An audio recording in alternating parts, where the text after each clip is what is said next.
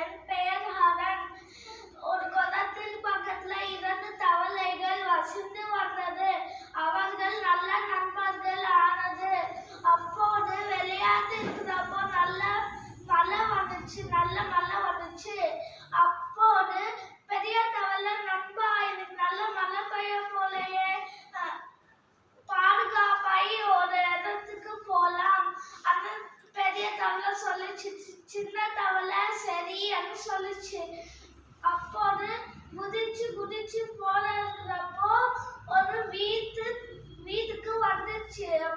அப்போது பால் இருக்கிற கிணத்துல குதிச்சு போறப்போ விழுந்துச்சு.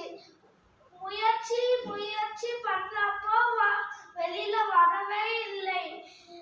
திருப்பி முயற்சி பண்ணப்போ வெளியே வரவே இல்லை.